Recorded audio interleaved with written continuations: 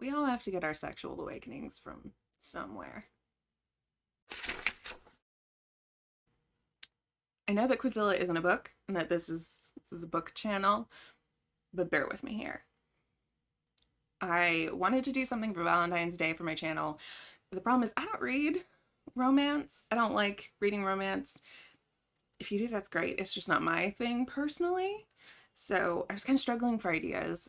One of the thoughts that I had was I've never read Twilight before, so maybe it would be fun to like read Twilight for the first time at the age of 30, or at least watch the series. I've never watched one of the movies, never done any of that. At the time when it came out, I just felt like I was too old for it, which in retrospect is really weird because I was 15 when it came out. Ish. Like, I was the primary target market, like teenage girls. I was right in there. And I realized that the way that I felt this way is because I'd already done my werewolf vampire phase, but I'd done it when I was like 11 on Quizilla because a bunch of angsty emo teenage girls had already started that trend a long time ago, and Stephanie Meyer just hopped on the bandwagon a few years later. And Quizilla doesn't exist anymore. So I kind of wanted to take a trip down memory lane and reread some of those stories and kind of go back to a time when I devoured romance like it was going out of style. So come along for the cringe-tastic ride. So a recap in case you weren't a preteen girl in 2005. Quizilla was a website started in the mid 2000s by a coder who had no idea what he was getting into. Um, Quizzes online didn't really exist yet. It wasn't an easy thing to code. There wasn't just like a template on every website. So he started a website where you could do that. And by all accounts, it should have been like filled with teachers doing practice math tests and bullshit. But it wasn't. The teenage girls found it and they realized that they could make personality quizzes on it. So that's kind of how it started. It was stuff like, which My Chemical Romance bandmate are you? And are you goth, emo, or a poser? Like all of that kind of stuff. Eventually someone realized that you could make like a choose your own adventure story out of it by kind of writing the text and then having a bunch of different options depending on which character you wanted to end up with. And therefore the which character will you fall for genre was born. The stories weren't always paranormal, but the paranormal ones were the most popular. It was some combination of vampires, werewolves, angels, demons, and fallen angels. Sometimes it was only a set of angels, sometimes it was only vampires, but often it was like a combination of all of these. All of the characters were assigned either bad boy status, good boy status, or I'm a good boy, but I have a tortured past status. They didn't have much of a personality beyond that. Sometimes you got bad boy and then super bad boy to like varying degrees, but mostly it was they fell into these three categories and we didn't care because they were super hot. The stories were written in second person, so they would be narrated like you walk down the stairs rather than Raven, Evanescence, Butler walk down the stairs. So it was very choose your own adventure inspired. The main characters, like you, were always peak angsty Mary Sue types. You were hauntingly beautiful, usually with raven hair or like purple eyes. Misunderstood, not like other girls. Usually your parents were either abusive or totally absent, like they'd left you alone for a summer. It wasn't good. The plot would go something like you were kidnapped for your own good by a mythical creature. Often it was because your parents were abusive or you had run away or there was this big demon man who was gonna kill you because you were the chosen one, or often there was assault, like a narrow miss assault, and then they would take you to this big mansion and all of the men who lived there, who were all just like roommates I guess, would immediately fall madly in love with you just from like, you know, don't even see you, just like smell the whiff of your perfume and they're madly in love or something. there was sometimes like a major overarching plot where they were trying to rescue you from the big bad. But really, mostly you didn't care about that. Mostly you just interacted with all the characters, and then at the end, you went through the quiz and got excited by which one you ended up with. And there was sometimes a picture if you were lucky. But really, it's difficult to describe the exact flavor that these had. So I'm gonna take you back to 2005. Okay, so welcome to the Quizilla main page in November of 2005. Hopefully this isn't giving anybody any war flashbacks. So you can see just a sampling of the offerings available here. These were the quizzes. How in love are you? What kind of boys like you? Girls only. Who's smarter, you or President Bush? There were a lot of like, would I date you girls only? I'm totally a guy. Are you my type kind of things. A lot of Harry Potter, of course. All of that stuff. Uh, My Chemical Romance. This was peak emo era as well for anybody who didn't live through it. Yeah, lots of anime. And as you can see, living with an angel, a demon, and a vampire. A demon, a vampire, or an angel. Which would you choose? That is what we're going for. If only I knew we shared a secret. Oh, and in the emo poems, all of the teenage emo poems. Yeah. So this is my jam when I was like 12. And I'm gonna take you through a couple of the quizzes that I was able to find. A lot of these, if you click on them, the Wayback Machine hasn't archived all of them, which is a shame. I'm sure there's a lot of just really cringe-tastic stuff that people created when they were in middle school that they would like to have back. But you know, maybe it's for the best that these things were lost to time. um okay, so we're gonna read through a couple chapters of A Vampire's Prisoner. A Vampire's Prisoner, Part 1. It had happened only a few hours ago. You were sitting in your room, staring at the floor as your parents yelled at you for your slipping grades. This wasn't the only reason they were mad at you. You had been caught sneaking out again, and just yesterday you'd been suspended from school for vandalizing school property. It wasn't my fault, you had pleaded. I didn't do it. But no one had believed you. Your parents were convinced you were a lost cause. You could see the disappointment in their eyes when they talked about you, as if you were just another troubled teen. And by now, you had given up on trying to prove them wrong. Now, you had decided that enough was enough. You couldn't stand it anymore. So when your parents had finally gone to sleep, you snuck out again. Except this time, you weren't coming back. They don't appreciate me. They don't understand me, you whispered to yourself as tears build up in your eyes. They probably wish they never had me. After all, you add sarcastically, all I ever do is cause trouble. You readjust the shoulder strap on your backpack, which you had hurriedly stuffed with some clothes before you left. As you walk along, you think, I should have thought more carefully about what I packed, but I was in such a hurry. I just wanted to be out of there before I could change my mind. Maybe I should go back, just so I can grab some more money or something. No, you suddenly say out loud, causing a few people to briefly stare at you. If I go back, I may never have the courage to leave again. And with that, you walk on. And then we get some options here. Maybe I should go back. I'm never going back. I don't know. I'm just going to keep walking. And all of these, like if you got mostly A's, your favorite guy is the angel kind of a thing. Unfortunately, the results don't seem to work anymore, which is such a bummer. There was some good art at the end of that. Keep going. You keep going. You're too caught up in your own confusion and self-pity to notice a man wandering out of a nearby alley. His distant, unfeeling eyes locked onto you as if he spotted his target. Your eyes are too blurry from crying to notice him casually walking up behind you, hurriedly taking a last glance around to make sure there are no witnesses.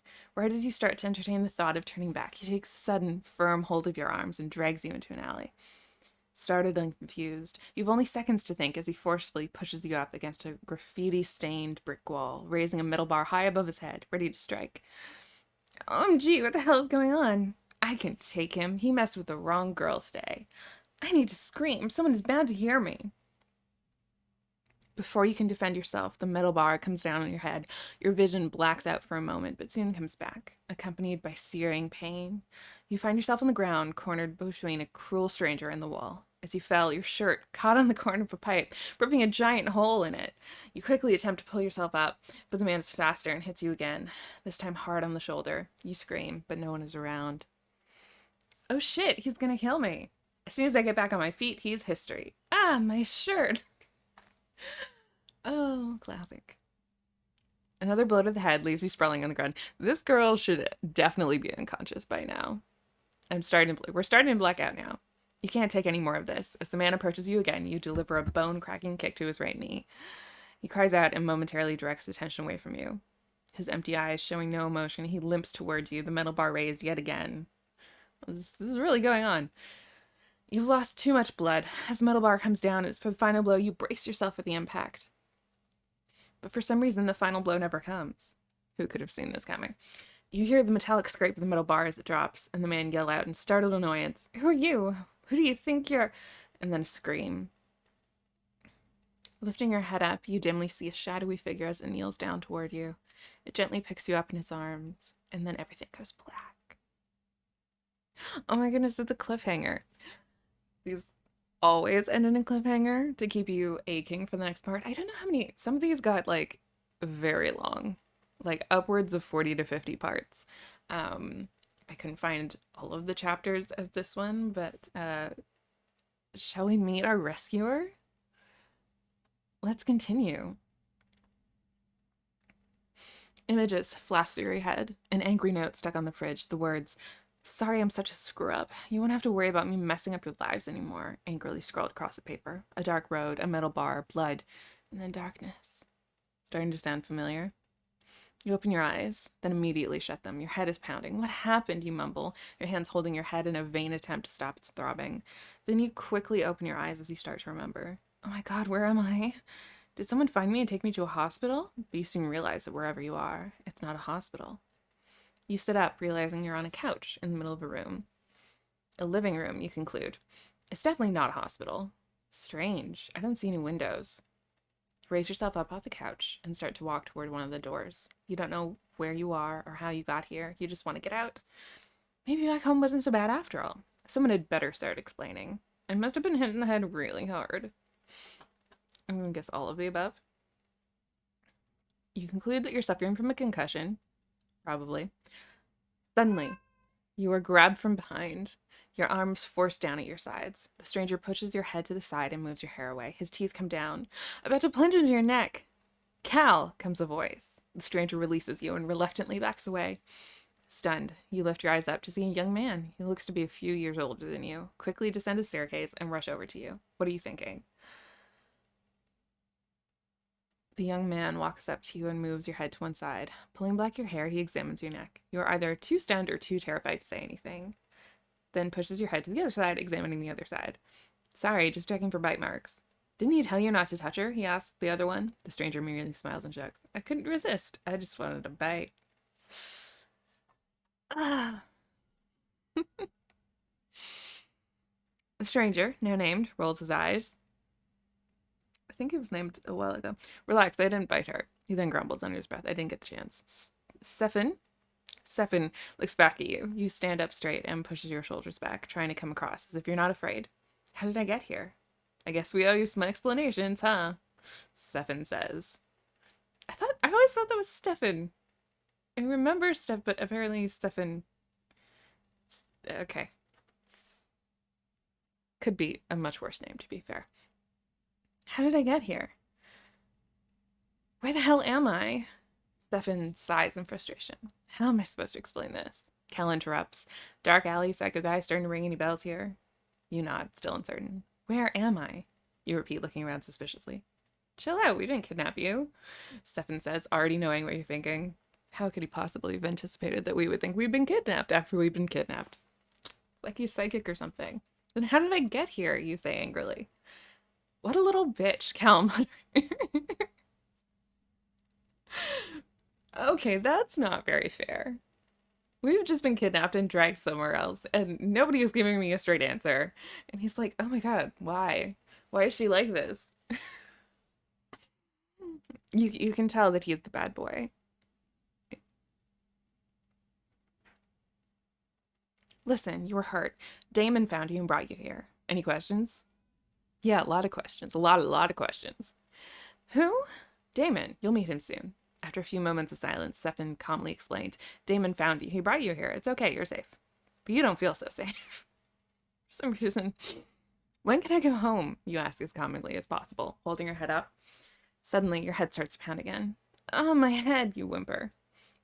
That's what you get for walking down dark alleys at 1 in the morning, Cal smirks. Stefan ignores him and kneels down next to you. Yeah, you've suffered some head trauma, but nothing too serious. Nobody's gonna take this girl to a hospital. She's been hit over the head many times. Okay. As you start to remember your struggle with the man with the metal bar, you remember your shirt. The way it had been torn, half your chest was visible. The rest of your clothes would be soaked with blood. After all, the head bleeds more than anything else. I don't know that that's true. You look down at yourself to see you're no longer wearing your old clothes, but new ones. The extra pair of clothes you had stuffed in your backpack before you left home. What happened to my... You start panicking. Just trust me, these ones are better, Stefan says. Sure. Suddenly you hear a voice coming from behind the couch where you're sitting. You spin around to see what you assume to be another vampire. Have we established that these guys are vampires? So far, I feel like the only thing that we've established is that one of them wanted to bite you, which, fun fact, humans can bite other humans if they're just a little fucked up enough. You don't actually need to be a vampire to drink someone's blood. But okay, we've established everybody's a vampire. All of them are vampires. So I see Damon brought home dinner, he says. At the dinner comment the vampire made, you tense. So they really are lying. Stefan glares at the new vampire. Do you have to freak her out more? The new vampire shrugs innocently. Oh, come on, I was just having a little fun. Turning back to you, Stefan replies, ignore him. You're not dinner. What are you thinking now?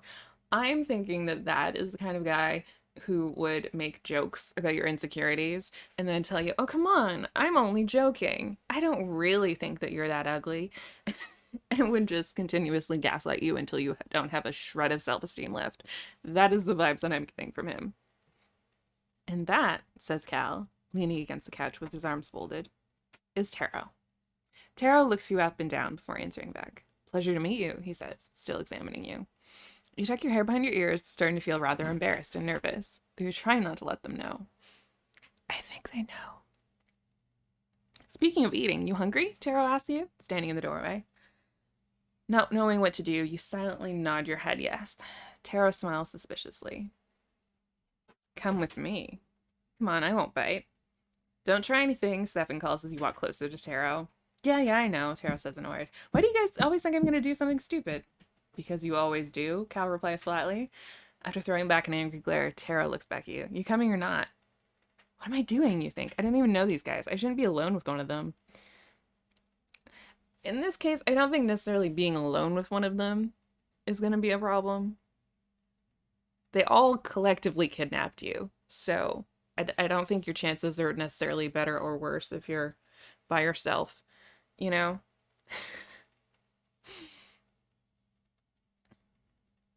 You unknowingly walk to the kitchen first, in front of Taro. You spin around as you hear the door slowly shut. What are you doing? You ask suspiciously as you start to back away. Shutting the door, he says flatly. Sighing in relief, for some reason, you stop backing away. Oh, sorry, I guess I just... But you're cut short as Taro grabs your arm and pulls you towards him. You open your mouth to shout angrily, hey, what do you think you're... But you're soon interrupted as his lips meet yours in a kiss. The kiss is light at first, but soon he pushes you up against the wall as it deepens. You start to tense, but are too afraid to push him off. He senses your fear and pulls away for a second, though still holding you to the wall. Relax, he says, I don't want your blood. And with that, he goes back to kissing you. Taro's hands start to slide down your thigh. Before you can push him off, a voice comes from behind him. And it's a cliffhanger. I think this is kind of... As an adult, with a fully formed brain, no, this, yikes, big yikes, mega yikes, mega yikes. As a 13-year-old, I was eating this shit up. This was so romantic. This was so good. He just couldn't wait to get his hands on me. So hot. Oh my God. Oh, I'm skipping forward a few chapters because mostly I just wanted to see where these stories go. I remember very vividly the way that they start because they all start kind of the same way. And like getting a few chapters in, but I don't really remember how they end. I feel like a lot of them go off the rails with like a big subplot thing, and it falls apart because most 14-year-olds aren't that good at writing novel length stories chapter by chapter with no editing and having no plot holes. Most humans aren't, frankly. Um, but yeah, I just kind of wanted to see. So we've established that there's a bunch of vampires. Or skipping forward a few chapters. You try to yank your wrist from his hand, but only end up twisting it painfully. Damon, let go, you yell as you attempt to push him away with your free hand, but he has a tight grip on your wrist. You knew that if you tried something like this again, there would be consequences. You knew that, Damon says, still glaring at you, and yet you did it anyway. Let go of me, you scream, still trying to break free. I don't know what you're talking about. I didn't do anything. Let me go. Damon lets go of your wrist, but only so he can grab both of your arms. He pulls you in close to him. You struggle to break free, which only makes him hold on tighter. He pushes your head to one side, exposing your neck. I didn't want to do this, he says, but I don't have a choice. It will only hurt for a second. He lowers his face to your neck, and you can feel the tips of his fangs brush against your skin. In one last, desperate attempt, you wrench your arm out of his grasp, succeeding in freeing one arm. You snatch a broken tree branch, and before you can pull your arm back down, you strike him in the head with the branch. He stumbles backwards, stunned for the moment, and releases your other arm. You take off running. You blindly sprint through the tangled forest growth, dodging trees and jumping over bushes, being careful not to trip. You immediately trip on an upraised tree root and start to fall. Your hands shoot out in front of you, trying to catch yourself, but you're not quick enough, and you fall flat on your face. Your legs are in extreme pain. Every step you take feels like it's ripping a muscle, but you know that if you stop, he'll catch you. You hear footsteps in front of you. Lifting your eyes up, you see Cal standing right in front of you. Are you tired? He says mockingly. You scramble to get up on your feet. Before you're even up, you try to run to get away from there, but Cal is quicker, and he shoves you against a tree. You're not going anywhere, he said, smiling evilly as he pins you. Your first reaction is to scream, call for help, push him off and run. I mean, two of those are the same thing. I don't think any of those are going to help you. Cal is holding you there too tightly to push him off, so you scream for help. Scream all you want, Cal smirks. No one's coming to save you this time. Not after your little escape attempt. No, you cry. I didn't. I don't know what's happening. Of course you don't. You wouldn't know. Suddenly you stop and stare at him. You did this, you say, now starting to put the pieces together. Yep. Why do you hate me so much? Cal rolls his eyes at you. Don't flatter yourself. I don't hate you. I just want you out of the way. If you were to tell a single person about any of this, us vampires would be good as dead. No offense, but you're not worth it. But the others were getting too attached to you. I had to find a way to turn them against you, and the only way they would is if you betrayed their trust. But how? You start, still confused. It was simple. All I had to do was bring you here and make it look like you snuck out. I knew this would be the first place that would search for you, and I was right. Cal smiles as you struggle. You remember the fresh bite mark on your neck. Who bit me? You ask. Cal smirks. I couldn't help it. I just wanted to taste. And now I can finish what I started. A major plot point of all of these is that you have to stay with them as either protection against them, protection for you because now someone else is trying to get you, or because you have magical powers and now you can't leave. But generally, you're kidnapped and you cannot leave this wonderful mansion full of hot guys. As you start to weaken, Cal loosens his grip on you. You can feel your blood draining, your veins emptying. Although you're getting weaker from the blood loss, you are still strong enough for one last attempt at escape. Gathering up your strength, you knee Cal hard in the stomach. He pulls his fangs out of your neck and takes a step backward, breathless. You take your opportunity and run, but you soon realize that you can't run. The two cuts behind your legs have been put there to cut the muscles behind your knees, making it painful and difficult to move your knees. Wow, that's some twisted shit, actually. You are cold and bleeding. You can't wait until sunrise. You decide it would be best to find the house. That way you could find a knife or something to defend yourself with. So you're sneaking back to the house. You drag yourself into the dimly lit kitchen and frantically search the room with your eyes, as opposed to, for some kind of weapon. Just as you prepare yourself to make the walk over to the knives, you hear someone walk up behind you. You slowly turn, clutching to the side of the counter to prevent yourself from falling. There stands Stefan, blocking the doorway. Trying to hide, he says, walking towards you. You open your mouth to scream, but he motions for you to be quiet. Relax, I'm not going to kill you. I promised you that nothing would happen to you, right? Not here, he says. You stare up at him suspiciously, still not letting your guard down. You mean you're not gonna to kill me? You ask him hopefully, your voice cracking. I won't, but if you don't get out of here, one of the others will, he says coldly. At first you can't understand why Stefan seems so angry at you, then you remember. He, like all the others, thinks that you tried to escape. Stefan, please listen to me, you plead. I was set up, I swear, I didn't. But you are cut off as you hear the heavy thud of the front door as it closes. Stefan, please, you cry. I don't want to die. Stefan sighs in frustration. Why is he frustrated? Everyone's trying to kill you. You have a reason to be frustrated. What does he have to... Okay. He doesn't want you to die. But what can he do? They have already made it clear that you tried escaping, they would kill you. And for all they know, that was what you had done. I can keep them distracted for a while. Go. I can't help you. You need to go now, unless you want to die. And you keep running, despite apparently them slicing open the muscles back your legs. I don't know how this is working. Things are chasing you. Oh, Cal finds you. Ooh. You see Damon emerge from the shadows. From the look on his face, you can tell he still isn't happy about the branch in the face incident. You jump when you feel one of Taro's hands sliding a little too low behind your waist. Oh. Oh no. Stop, you say, twisting your hips away from him. But his other hand is tightly holding your wrist together. You're not in a position to be giving orders, Taro says. Stop it, Taro, says Damon. Cal is walking towards you as well, and he looks angry. Most likely because you knocked the wind out of him when you need him in the stomach. Damon stares at you. You can't read Damon, so you don't know what he's thinking. Hopefully, you think about letting me go. I don't want to make this any longer than I have to, okay? So we can just get it over with now, comes Taro's voice, sounding more full of pain than we would have expected. I'll do it, says Cal. What? Do what? What are you going to? Then you realize what they're talking about. Who would bite you? Who would take your life? Stefan, you yell, you promised nothing would happen. Your only chance of living depends on how bad Stefan feels right now. I'm sorry, but he trails off. You don't want to cry. You don't want your final moments to be weak, but what can you do? No, I want to do it, Damon's voice. Do it fast. It won't hurt as much, says Taro. Why are you so concerned, you bite back? I thought you enjoyed stuff like this. Now you're trying to be bitter. Taro looks at you as if he's surprised by your words. We're at a cliffhanger. Oh my goodness. They're just about to bite you, and they're definitely going to turn you into a vampire, and then you're going to be cool and vampire-y. Oh no. But yeah, definitely totally healthy relationship dynamics up until this point, as you can tell. Which one do you want to fall for? The asshole, the nice guy, or the super asshole? So many good options. Now that I'm not 12 anymore and I have a bit more of a perspective on these stories, I do have a newfound appreciation for them and like the role that they played in that very particular point in my life.